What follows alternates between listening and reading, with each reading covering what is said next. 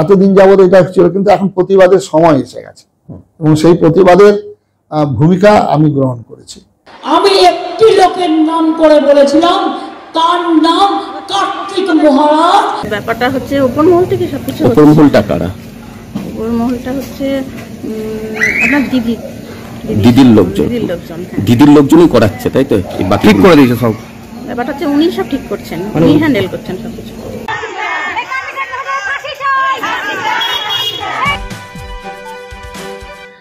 সন্ন্যাসী মহারাজকে এখন নিজের মন্দির ছেড়ে যেতে হয়েছে কলকাতা হাইকোর্টে বিচার চাইতে। তৃণমূলের বিরুদ্ধে যে মুখ খুলবে তার বিরুদ্ধে শুরু হবে চরমতম নোংরামি। যে নোংরামিটা ওই শুধু কয়েকদিনের জন্য। যারা নোংরামি করে তারাও জানে একটা মামলাও আদালতে টিকবে না। শুধু কয়েকটা দিন হ্যারাসমেন্ট করো, নোংরামি করো, সামাজিক সম্মান নষ্ট করো এবং এই রাজ্যের মানুষদের কাছে, অন্তত তৃণমূলের কর্মী সমর্থকদের কাছে ছোট করে দেওয়ার চেষ্টা করো। এই চরমতম নোংরামিটা এখন করে যাচ্ছে গত কয়েক বছর ধরে তৃণমূল কংগ্রেস, মমতা বন্দ্যোপাধ্যায়ের তৃণমূল কংগ্রেস, এবং যেটাকে একেবারে সঙ্গে থেকে যেটাকে উস্কানি দিচ্ছেন স্বয়ং মমতা বন্দ্যোপাধ্যায়।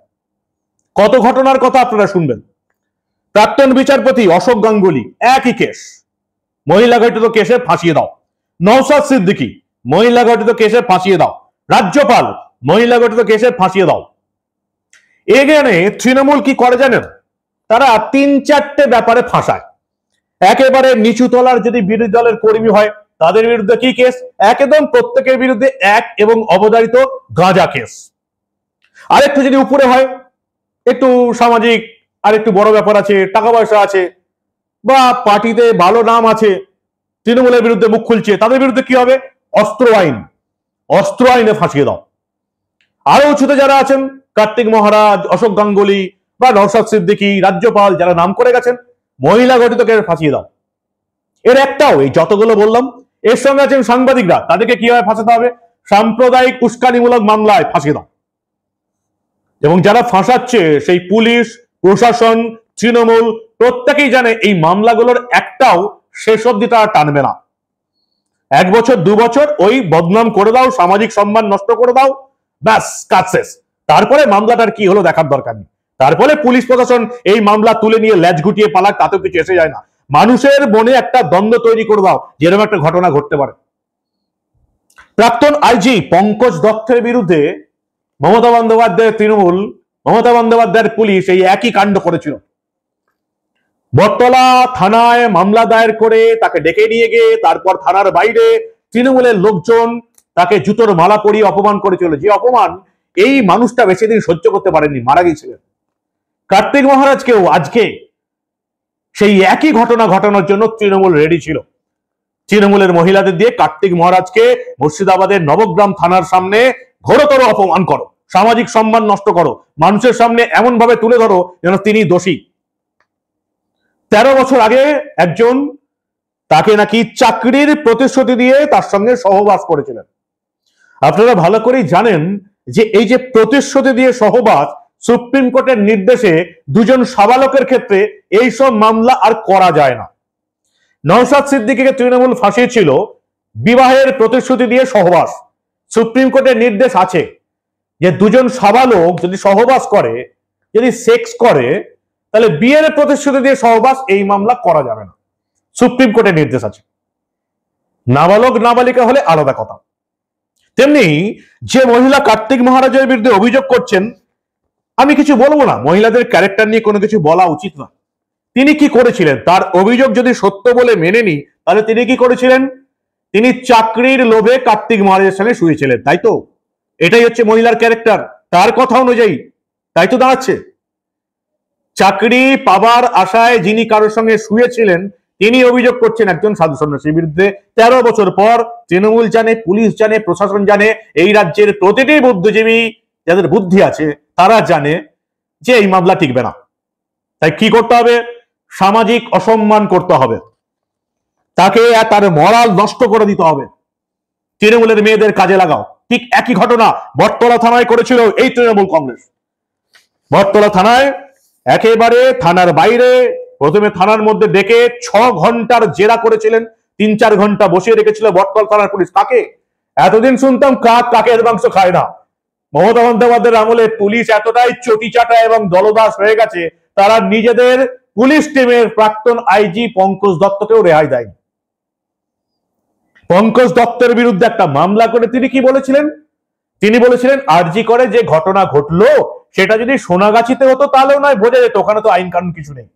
এই ঘটনার জন্য সোনাগাছি থেকে তার বিরুদ্ধে মামলা করা হয়, তাকে বটতলা থানায় ডেকে পাঠানো হয়, 6 ঘন্টা বসিয়ে রেখে জেরা করা হয়, আর তারপর পুলিশের থেকে খবর দিয়ে তৃণমূলের লোকজন, সোনাগাছি থেকে নিয়ে লোকজন তৃণমূল বটতলা থানার বাইরে আইজি পঙ্কজ দত্তকে চরম অপমান করেছিল। তার কয়েকটা মাস পর তিনি মারা গিয়েছিলেন। আইজি পঙ্কজ দত্তর সঙ্গে কি ঘটেছিল কার্তিক মহারাজের কাণ্ড ঘটানোর দেখানোর আগে আপনারা এই আইজি পঙ্কজ দত্তের কি ঘটনা ঘটেছিল সেটা আপনারা সরাসরি শুনুন আইনজীবী জয়ন্ত নারায়ণ চ্যাটার্জির মুখে।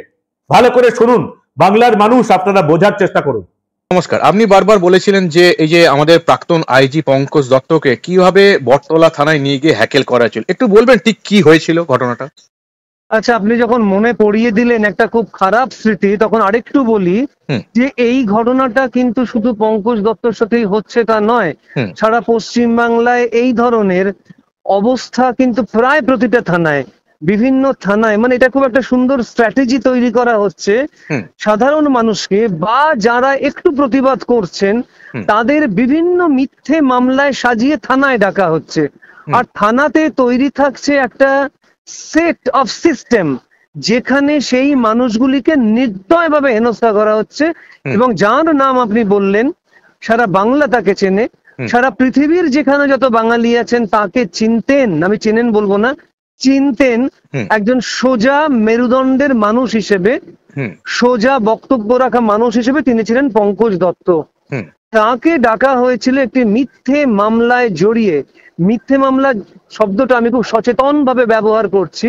তো মহামান্য আদালত ভাবতেই পারেননি যে কোঅপারেশন পুলিশকে করা কতটা কঠিন হয়ে যায় ক্ষেত্র বিশেষে, এবং এক একজনের ক্ষেত্রে পুলিশ কোঅপারেশন নিতেই চায় না। এখানে তাই হয়েছিল।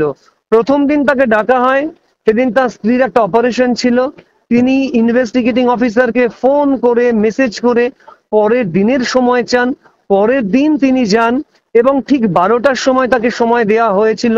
ইনভেস্টিগেটিং অফিসার সময় দিয়েছিলেন সাধন দাস, আমার তার নামটাও মনে আছে। যাওয়া মাত্র পঙ্কজ দত্ত এবং আমরাও গেছিলাম, আমি এবং শীর্ষেন্দু সিংহ রায় আমরাও যাই। প্রথমে গিয়ে দেখলাম ইনভেস্টিগেটিং অফিসার নেই, প্রায় 3 ঘন্টা ওনাকে বসিয়ে রাখা হয়। তারপর ইনভেস্টিগেটিং অফিসার ঢোকেন, অফিসার ইনচার্জ ঢোকেন, এবং ঢুকে প্রথমে আমাদের সঙ্গে কুৎসিত ব্যবহার করে বের করে দেওয়া হয়। থানার বাইরে ঠিক কি ঘটনা ঘটেছিল আমি বলছি। এর প্রথম কথা হলো 6 ঘন্টা সেদিন বসিয়ে রেখে পঙ্কজ বাবুকে জল খেতে দেওয়া হয়নি, বাথরুমে যেতে দেওয়া হয়নি, বসিয়ে রাখা হয়। শুধু তাই নয়, আমাদের চমৎকৃত হবার আরো বাকি ছিল। 6 ঘন্টা পরে সন্ধ্যে 6টার সময় যখন তিনি বেরোতে যান, তখন দেখা যায় স্থানীয় ওই এলাকার মহিলাদের নিয়ে একটা জমায়েত তৈরি করা হয়েছে 200-250 জনের। ফরচুনেটলি আমাদেরই বিশিষ্ট একজন সাংবাদিক বন্ধু রোজিনা, তিনি ওখানে গিয়ে পৌঁছন, এবং তিনি তাদের জিজ্ঞাসা করেছিলেন অন এয়ার যে পঙ্কজ বাবু যে থানায় এসেছেন আপনারা জানলেন কি করে? তারা বলেছিলেন পুলিশ আমাদের খবর দিয়ে নিয়ে এসেছে। শুধু তাই নয়, যখন রোজিনা জিজ্ঞাসা করেছিলেন যে আপনারা জানেন পঙ্কজ বাবু কি করেছেন, বলছেন হ্যাঁ হ্যাঁ আমরা জানি, উনি আরজি করে রেপ করেছিলেন। মানে ওই মানুষগুলি সেটাও জানেন না যাদের ভর্তি দিয়ে নিয়ে আসা হয়েছে, যে কাদের নিয়ে আসা হয়েছে। তারপর তারা জুতোর মালা রেডি করে রেখেছিল, কালো হাত ভেঙে দাও, গুড়িয়ে দাও, আমরা জুতোর মালা পরাবো, রেপিস্টকে আমাদের হাতে তুলে দাও, এইসব কথা বলে তারা বিরাট চিৎকার চেঁচামেচি।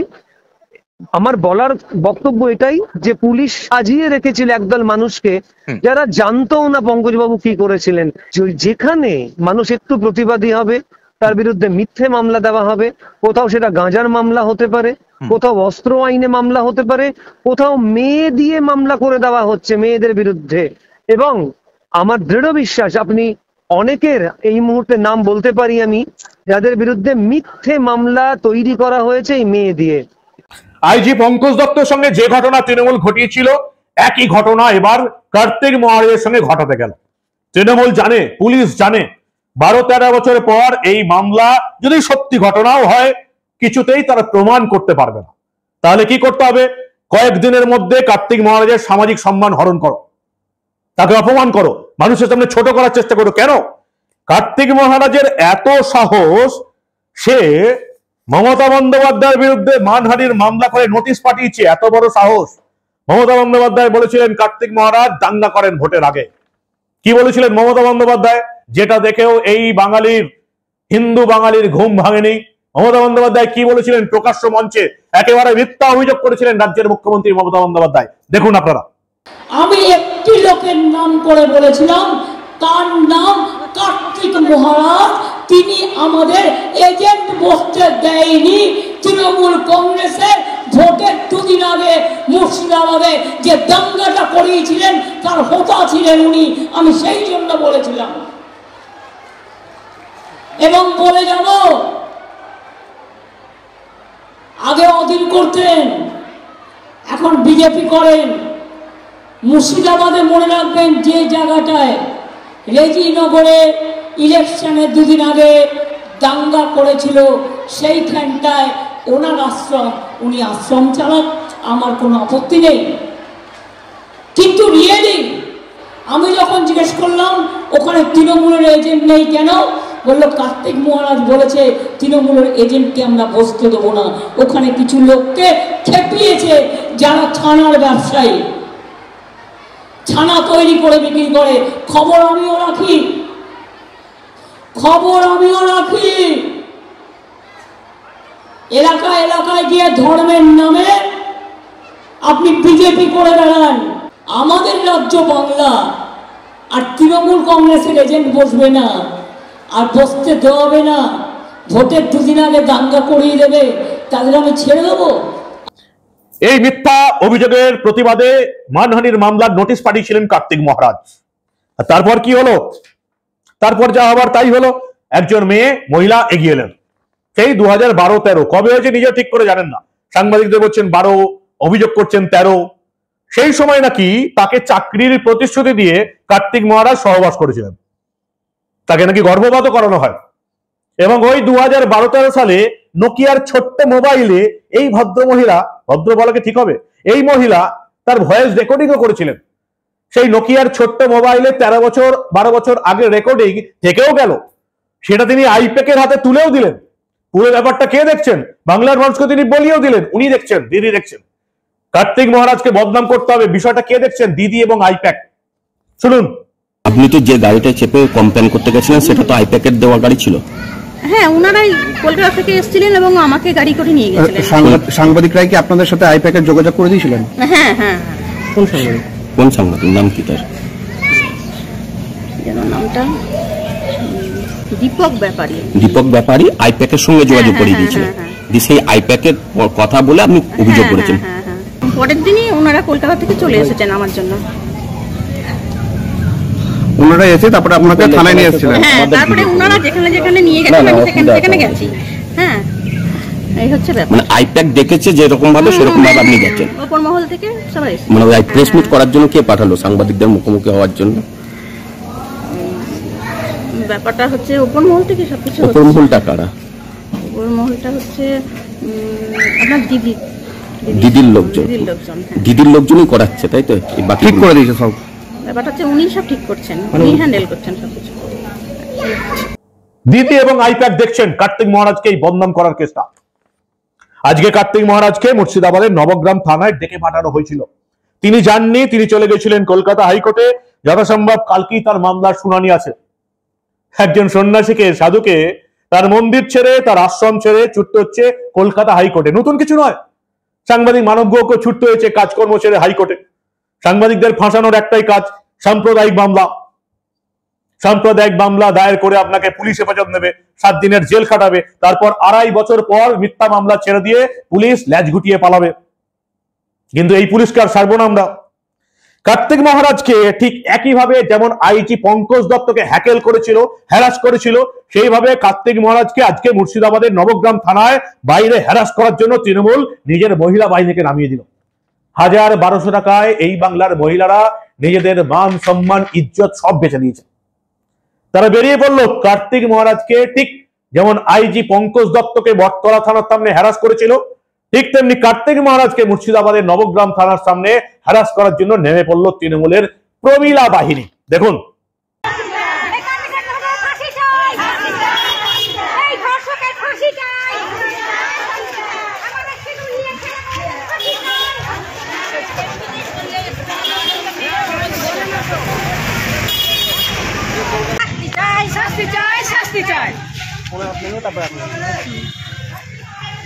আজকে কেন এই বিক্ষোভ মিছিল করছেন? আজকে বিক্ষোভ মিছিল এই জন্য যে মহারাজ সেজে যে হিন্দুর প্রতি যে অন্যায় করেছে, হ্যাঁ, তার জন্য আমাদের পথে নামা।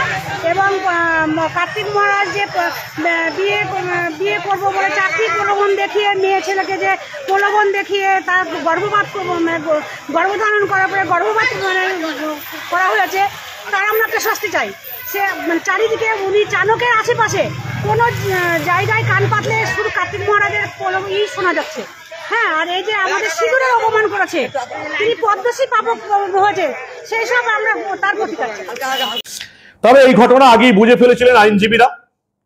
আইনজীবী কৌস্তব বাগচি বলছেন, আমরা জানতাম এরকম ঘটনা তৃণমূল ঘটাবে। তৃণমূলের এই নোংরামি একেবারে একই নোংরামি সবার সঙ্গে। ওই যে বললাম কয়েকটা মামলা আছে, গাঁজার কেসে ফাঁসিয়ে দাও, অনুব্রত মণ্ডলকে আপনারা বলতে শুরু করেছেন, ধর পুলিশ সুপারকে গাঁজার কেসে ফাঁসিয়ে দেবো। কত বিরোধী দলের কর্মীদের, বিজেপি কর্মীদের যে এরকম অনুব্রত মণ্ডলের মতো নেতারা, তৃণমূলের নেতারা গাঁজা কেসে ফাঁসিয়ে দিয়েছে, তার ইয়ত্তা নেই। এরা ভুলে যাচ্ছে চিরকাল ক্ষমতায় থাকবে না। পঙ্কজ দত্তকে যেমন হ্যাকেল করেছিল তৃণমূলের মেয়েদের দিয়ে, কার্তিক মহারাজকে একই রকম ভাবে মুর্শিদাবাদের নবগ্রাম থানার সামনে হ্যাকেল করার নোংরামিটা সেরেই ফেলেছিল তৃণমূল কংগ্রেস। বুঝে ফেলার জন্য কার্তিক মহারাজ আর মুর্শিদাবাদের নবগ্রাম থানা যাননি, তিনি কলকাতা হাইকোর্টের শরণাপন্ন হয়েছেন। আগামীকাল মামলার শুনানি। কার্তিক মহারাজের বিরুদ্ধে যে অভিযোগ দেখতে পেলাম, পরবর্তীতে দেখা গেল সর্বৈব একটা মিথ্যা অভিযোগ। মহিলাটি পরবর্তীকালে তার ভিডিওতেই সমস্ত কিছু এস্টাবলিশড হয়ে যাচ্ছে। কিভাবে তৃণমূল দল একজন এতদিন রাজনৈতিক কর্মী বলো, বিচারপতিদের বলো, এইসবগুলো করেছে, এখন সাধু সন্ন্যাসীদের পর্যন্ত এরা ছাড়ছেন। একজন সন্ন্যাসী মানুষ যে কিনা একটা কাজই করছে, হিন্দুদের জাগরণের কাজ করাচ্ছে। জায়গায় জায়গায় গিয়ে হিন্দুদের বলছে যে তোমরা সবাই ঐক্যবদ্ধ হও, তোমরা চোখ খুলে দেখো বাংলায় কি ঘটছে। এই হিন্দু জাগরণের ফলে তো সরকার অস্বস্তিতে পড়ছেই অবশ্যই। তাই জন্য কার্তিক মহারাজের বিরুদ্ধে এই ধরনের কার্যকলাপ। ওটা একটা অভিযোগ। 12-13 বছর আগে এ হয়েছে, সে হয়েছে, তুমি এতদিন কি করছিলে? ঘুমাচ্ছিলে? সম্পূর্ণ মিথ্যা এবং সম্পূর্ণ ফলস এবং ফেব্রিকেটেড কনকক্টেড একটা অভিযোগ। আমরা ইতিমধ্যেই হাইকোর্টের দ্বারস্থ হয়েছি এই এফআইআরটি বাতিলের আর্জি নিয়ে। আজকে অনারেবল জাস্টিস জয় সেনগুপ্তর ঘরে আমরা লিভ নিয়েছিলাম, লিভ গ্রান্ট হয়েছে, কালকে আগামীকাল শুনানি। অপরদিকে দেখতে পাচ্ছি বেশ কয়েকজন মহিলা আমরা দেখতে পাচ্ছি কার্তিক মহারাজের ফাঁসি চাই ইত্যাদি প্লাকার্ড নিয়ে, হাতে ঝাঁটা নিয়ে ঘুরে বেড়াচ্ছেন। কোথাও গিয়ে কি প্ল্যান করা মনে হচ্ছে না এগুলো? না না, ওগুলো হচ্ছে ওই তৃণমূলের এই পিঠে খাওয়ানো বাহিনী। ওই সন্দেশখালিতে এরকম পিঠে খাওয়ানোর কেস ছিল না, ওই যারা করছে ওগুলো সব তৃণমূলের পিঠে খাওয়ানো বাহিনী। তো ওদের যা বলবে তাই করবে। তৃণমূল করে ওদের সংসার চলে। এখন তৃণমূল করার জন্য সংসার চলে, ওদের যা বলবে তাই করবে। কার্তিক মহারাজকে নাকি ওখানে জুতোর মালা পরাবে, অত সহজ? অত সহজ? পশ্চিমবঙ্গের 70% হিন্দু জনগণ তারা কার্তিক মহারাজের পাশে আছে। হিন্দু ধর্মের একজন সাধু সন্ন্যাসীকে এইভাবে অপমান হিন্দু সমাজ মেনে নেবে না। মমতা বন্দ্যোপাধ্যায় শেষের দিন ঘনিয়ে এসেছে, তাই এই ধরনের মানুষজনের উপর আক্রমণ করছে। কার্তিক মহারাজকে থানায় হাজিরা দেওয়ার কথা বলা হয়, নোটিশ একটা গেছিল সম্ভবত কার্তিক মহারাজের। আমি তো ওনাকে বলেছি আপনি যাবেন না। কার্তিক মহারাজ যেতে চেয়েছিলেন, আমি এবং আমাদের অন্যান্য যারা আমাদের সিনিয়র অ্যাডভোকেট আছে, বিল্লদল ভট্টাচার্য, অন্যান্য যারা রয়েছেন সবাই বলেছি যাবে না। কেন যাবেন আপনি? একটা মিথ্যা মামলার জন্য আপনাকে থানায় নিয়ে গিয়ে হেনস্থা করবে আর আপনাকে যেতে হবে?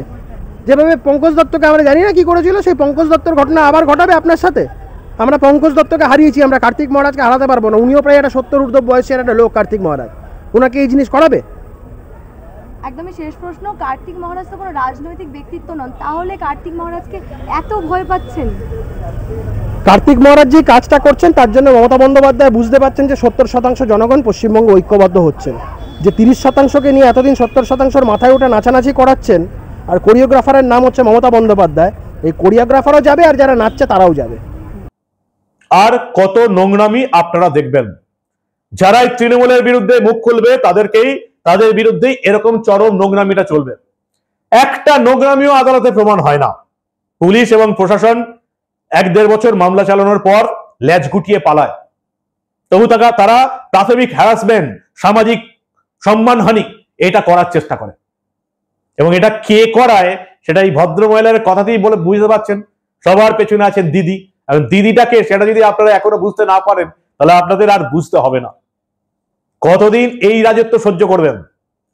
আজকে আইজি পঙ্কজ দত্ত, আজকে কার্তিক মহারাজ, আজকে নওশাদ সিদ্দিকী, আজকে রাজ্যপাল, আজকে আইনজীবী অশোক গাঙ্গুলি। কালকে যে এই ঘটনা আপনার সঙ্গে ঘটবে না এটা আপনি জোর করায় বলতে পারেন? আপনার ছেলে মেয়েদের চাকরি নেই, শিক্ষকের চাকরি তৃণমূলের নেতা মন্ত্রীরা চুরি করে নিয়েছে। তৃণমূলের শিক্ষামন্ত্রী পার্থ চট্টোপাধ্যায়ের বান্ধবীর দুটো ফ্ল্যাট থেকে 50 কোটি টাকা উঠতে দেখেছেন, তাও তৃণমূলকে ভোট দিয়েছেন। একদম ডেমোগ্রাফিক্যাল চেঞ্জ হয়ে যাচ্ছে। মালদা মুর্শিদাবাদে হিন্দুরা থাকতে পারছে না, অনুপ্রবেশকারী রোহিঙ্গা জঙ্গিদের আশ্রয় দিচ্ছে তৃণমূল। আর কত বছর এই পশ্চিমবঙ্গে থাকবেন? ইরান থেকে পালাতে হয়েছে, পাকিস্তান থেকে পালাতে হয়েছে, আফগানিস্তান থেকে পালাতে হয়েছে, বাংলাদেশ থেকে পালাতে হয়েছে। চিন্ময় কৃষ্ণ মহাপ্রভু এখনো জেলে, কার্তিক মহারাজকে জেলে পাঠানোর চেষ্টা চলছে। কারণ তিনি তৃণমূলের বিরুদ্ধে মুখ খুলেছেন। এই নোংরা রাজনৈতিক দল, তাদের নেতা নেত্রী, যারা নিজের দলের নেত্রীকে ধর্ষণ করে দেয় কসবা আইন কলেজে, নিজের দলের সভাপতির ওড়না সালোয়ার কামিজ ধরে টানাটানি শুরু করে, তাদেরকে আপনারা ভোট দিচ্ছেন। একটা নোংরা রাজনৈতিক দল, তাদেরকে আপনারা 3 বার এই রাজ্যের রাজত্বে বসিয়ে রেখেছেন। এরকম নোংরা দল পৃথিবীর ইতিহাসে আগে আসেনি, আর পরে আসবেও না। কি বলবেন আপনারা? সব দেখার পরেও এই রাজ্যের জেগে ঘুমিয়ে থাকা হিন্দু বাঙালির ঘুম ভাঙবে? একজন সন্ন্যাসীকে এইভাবে মিথ্যা মামলা সাজিয়ে চরম হেনস্থা করার ব্যবস্থা করছে তৃণমূল কংগ্রেস। এই রাজ্যের কোন শিক্ষিত মানুষকে একটা প্রতিবাদ করতে দেখছেন? কতটা নোংরা অন্ধকারে তলিয়ে গেছে আমাদের রাজ্যে একবার ভাবুন। কতটা শিরদারাহীন হয়ে গেছে আমরা একবার ভাবুন। কি বলবেন আপনারা? এরকম মিথ্যা মামলা নোংরামি করে এই তৃণমূল এই রাজ্যে আর কতদিন রাজত্ব করবে? কতদিন আপনারা এই নোংরা তৃণমূলকে এখানে রাজত্ব করতে দেবেন? 2026-এর বিধানসভা নির্বাচনে যারা যারা তৃণমূলকে ভোট দেবে, এই সমস্ত নোংরামির কর্মফল সেই প্রত্যেকটা মানুষকে পেতে হবে যারা তৃণমূলকে 2026-এর বিধানসভা নির্বাচনে ভোট দেবে। পরিবর্তন আনুন, এছাড়া বাঁচার কোনো রাস্তা নেই। দেখতে থাকুন দা নিউজ বাংলা। আমরা আবার তৃণমূলের মুখোশ খুলতে রাজ্যে ঘটে যাওয়া এই ধরনের অনেক ঘটনায় চেপে রাখতে দেব না।